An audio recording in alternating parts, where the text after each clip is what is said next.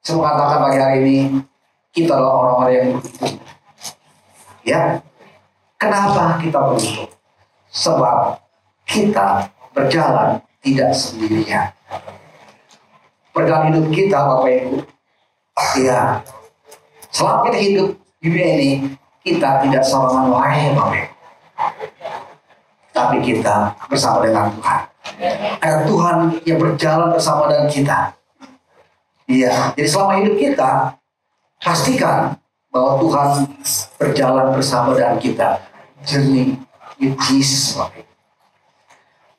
Seringkali Bapak Ibu, ya di sini nggak ada, tapi di luar sana hidupnya kok gue merasa sendirian. Kok saya kayaknya sih kering ya, nggak ada orang, nggak ada siapa-siapa. Aduh, kenapa ya? Sesungguhnya setiap anak Tuhan kita nggak sendirian, tapi ada Jesus bersama dengan kita.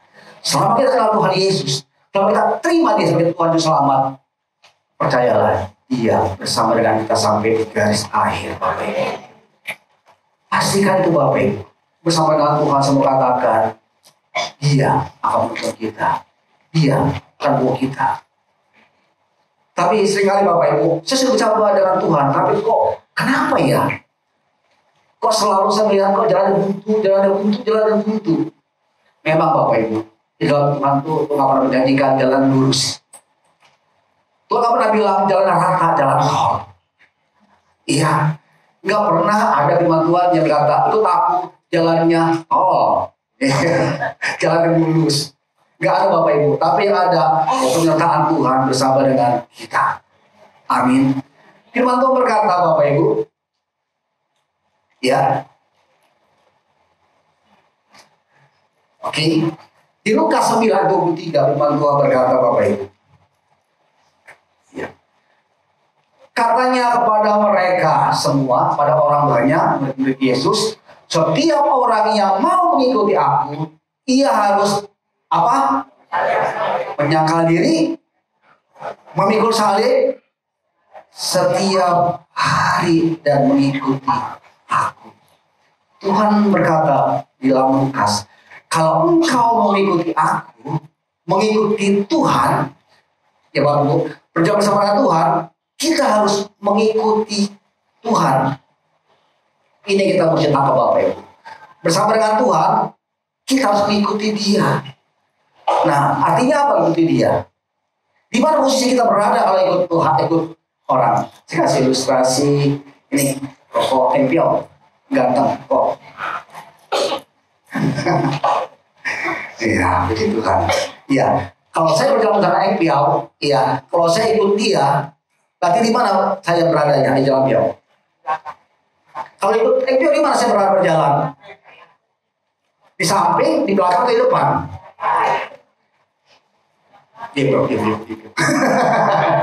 Kalau saya ikut tempion, berarti saya di belakangnya Dia. Dia menuntun saya, Bapak Ibu. Betul ya? Kalau engkau ikut aku, kata Tuhan, iya, engkau harus berada di mana posisi. Berarti Tuhan di depan kita. Kalau saya bilang, tempion, saya mau ngikut engkau, berarti saya ada di belakangnya tempion. Dia berjalan, saya ngikuti. Iya kan ya? Dia artinya saya ikuti Dia. Betul ya? Tapi seringkali Bapak Ibu, saya bilang, saya ikuti Tuhan, tapi kita di depan, Tuhan di belakang. Akibatnya apa? Kita berjalan dengan kekuatan kita. Thank you, bro. Nanti kita sepeda ya. Seringkali kita bilang, saya ikut Tuhan, tapi kita yang mimpin Tuhan, Bapak Ibu. Tuhan di belakang.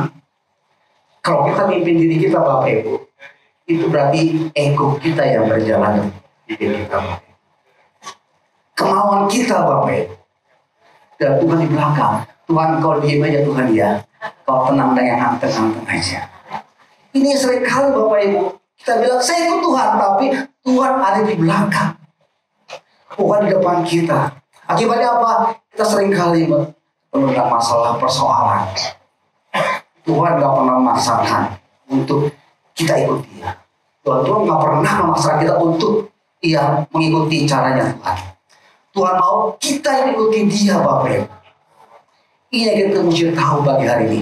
Kita bilang kita ikut dia, berarti dia ada di depan kita. Berjalan bersama Tuhan Yesus, berarti dia memimpin kita.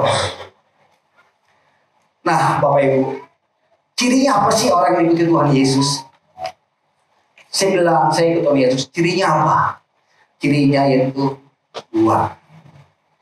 Menyangkal diri dan memikul salib. Ini ciri-ciri orang yang mengikuti Tuhan dan dia berjalan di belakangnya Tuhan. Menyangkal diri dan memikul salib. Setiap hari. Ini setiap hari kita ikuti dia, menyangkal diri kita, pikul salib, itu setiap hari. Bukan karena kita lagi mood, lagi enak nih, kita ikut Tuhan. Tapi kalau nggak lagi mood, ya boleh depan Tuhan lah. Tuhan ini aja anteng-anteng aja. Nggak seperti itu Bapak Ibu. Setiap hari dia apa?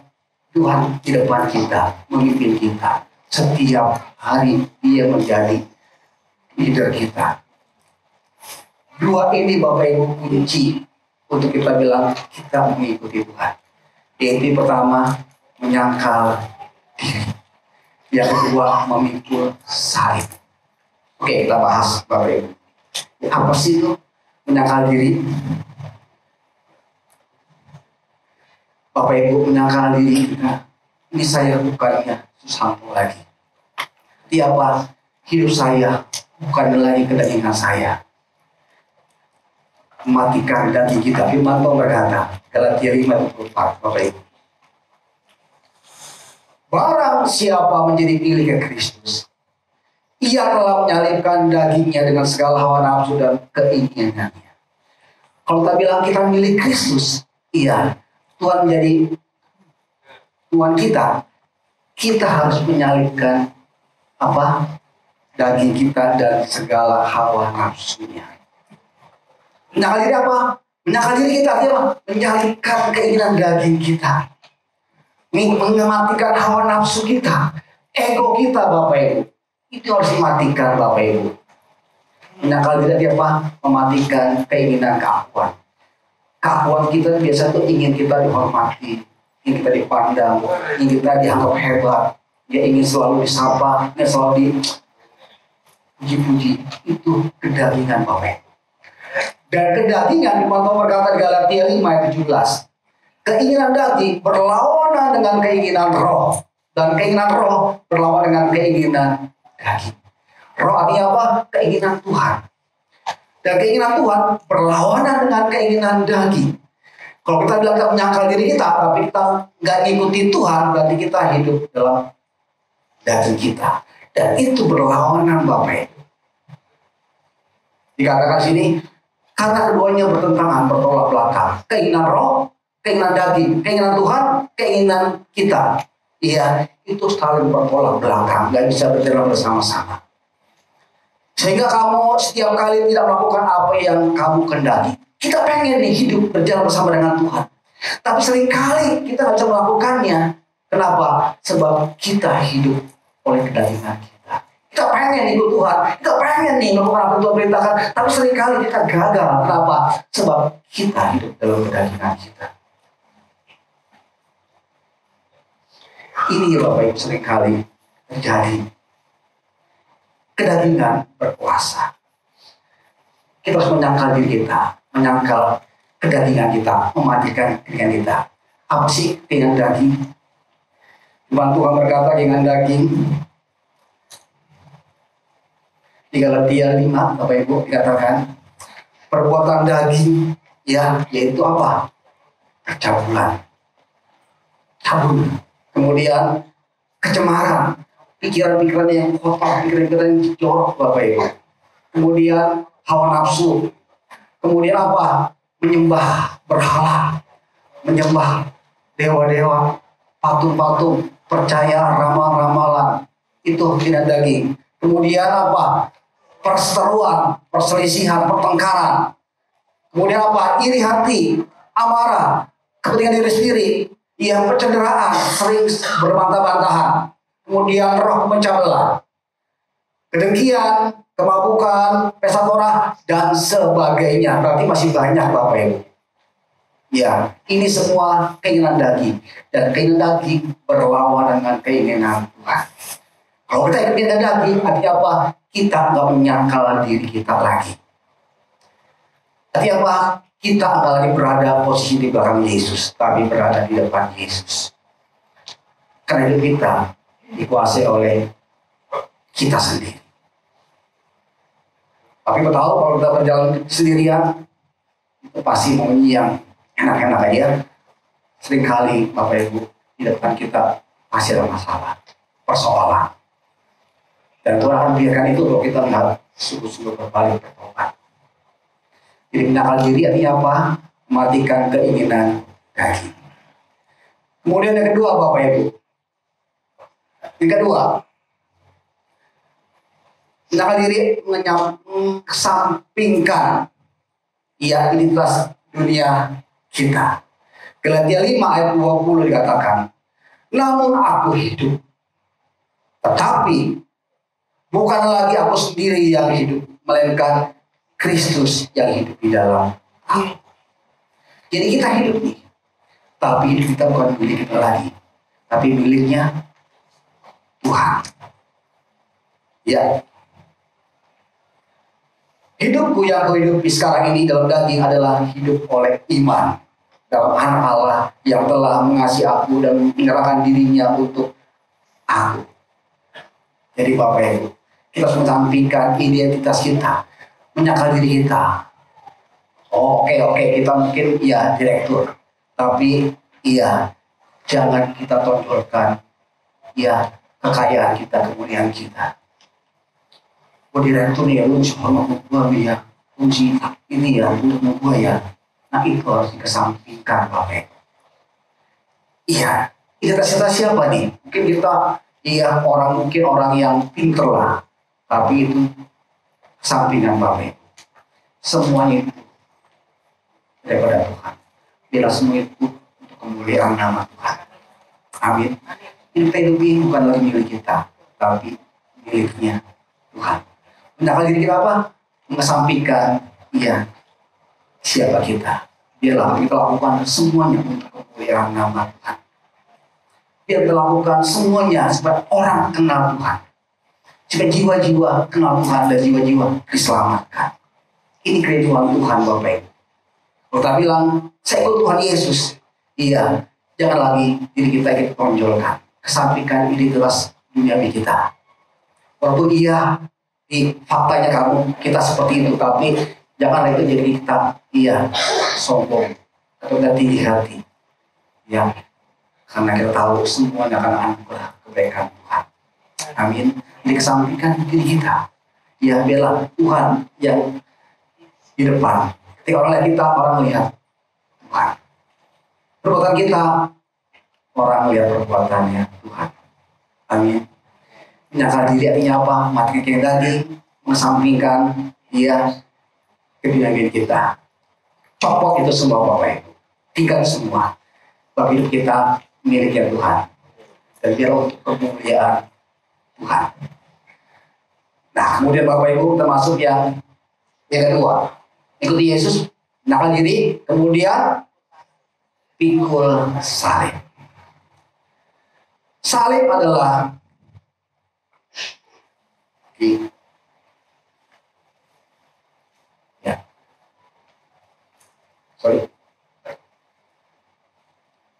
salib adalah tempat pengorbanan Yesus dari salib. Salib tempat di mana Tuhan mati. Dia mati untuk apa? Setiap kita percaya kepadanya tidak binasa, tetapi oleh hidup yang kekal. Pikul salib artinya apa? Tuhan nggak minta kita mati kayak salib Bapak. Tuhan tahu kita nggak mungkin mampu melakukannya untuk mati di kayu salib. Tuhan yang minta kita memikul salibnya Tuhan. Tuhan nggak minta kita mati kayak seperti saya, mati disalibkan. Tuhan nggak minta kita seperti itu. Yang Tuhan minta hanya pikul salib. Salib tempat di mana Dia berkorban untuk kita. Artinya apa? Tuhan mau kita fokus pada keinginannya Tuhan. Dikatakan di Efesus 5 ayat 8, Memang dahulu kamu adalah kegelapan, tetapi sekarang kamu adalah terang di dalam Tuhan. Sebab itu hiduplah sebagai anak-anaknya terang. Kita hidup sebagai anak-anaknya terang. Di Kolose apa? Hidup kita, hidup berdasarkan apa yang Tuhan mau. Kita adalah anaknya terang. Kita sudah dipindahkan dari gelap ke dalam terang. Kita anak-anaknya Tuhan. Di Kolose apa? Kita membawa terangnya Tuhan dalam kehidupan kita. Orang yang dalam kegelapan, kegelapan apa? Dalam ketakutan, dalam masalah, dalam persoalan. Ketika kita ada, kita bawa terangnya Tuhan. Ya, orang tersebut diberikan, orang tersebut dikuatkan. Karena kita yang bawa terangnya Tuhan. Kita bisa berdoa untuk dia. Kita bisa kasih kekuatan untuk dia. Kita bisa kasih firman untuk dia. Ya, percayalah. Di dalam Tuhan ada sukacita. Dalam Tuhan ada kekuatan. Dalam Tuhan ada pertolongan. Dalam Tuhan ada damai sejahtera. Fokus kita kepada panggilan Tuhan. Pikul salib itu apa? Fokus pada panggilannya Tuhan. Sebagai anak-anaknya Tuhan. Tuhan nggak minta kita mati ke salib. Tuhan minta kita fokus pada panggilannya Dia. Sebagai anak-anaknya Tuhan. Anak-anaknya terang. Di mana kita ada terangnya Tuhan. Kalau dulu di mana kita kegelapan muncul. Kita bawa perkataan yang menyakitkan. Kita bawa musik. Kita bawa perkataan yang tidak baik. Tapi itu dulu. Sekarang kita pikul salib. Kita bawa terangnya Tuhan. Ada kita semua orang diberkati. Semua orang mengalami sukacita. Semua orang akhirnya kenal Tuhan. Dan semua orang akhirnya diselamatkan. Bapak Ibu.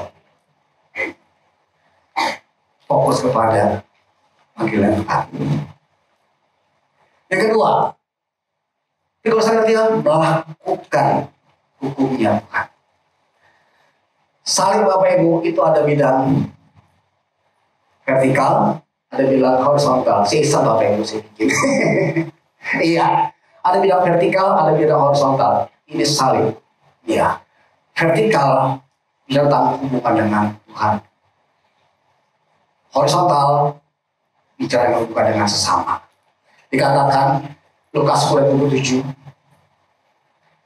Kasihlah Tuhan Allahmu dengan segenap hatimu, dengan segenap jiwamu, dan segenap kekuatanmu, dan segenap akal budimu, dan kasihlah sama manusia seperti dirimu sendiri. Mikul seperti apa? Melakukan hukumnya Taurat, hukumnya Tuhan.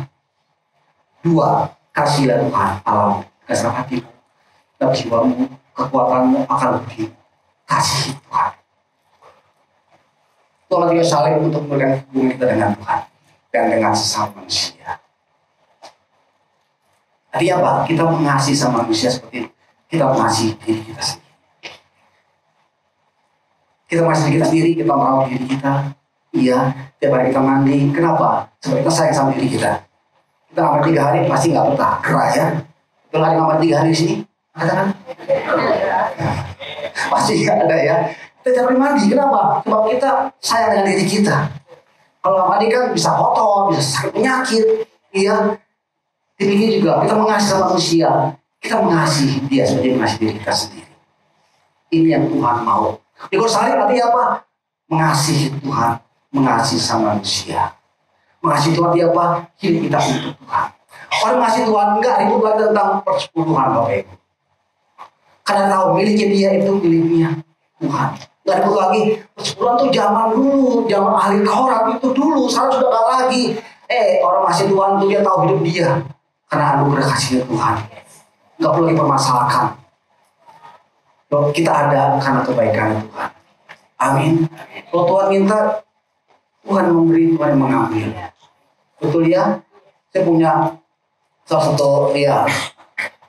satu katakan deh saudara itu ya, teman lah ya. Dia orang kaya, ya. Tapi suatu ketika tuh diizinkan dia masalah, kekayaannya nggak bisa apa-apa. Kenalannya orang-orang yang orang berpangkat nggak bisa menolong dia. Iya, semuanya itu dari Tuhan. Tuhan yang beri, Tuhan bisa mengambil loh Bapak Ibu. Perhatikan.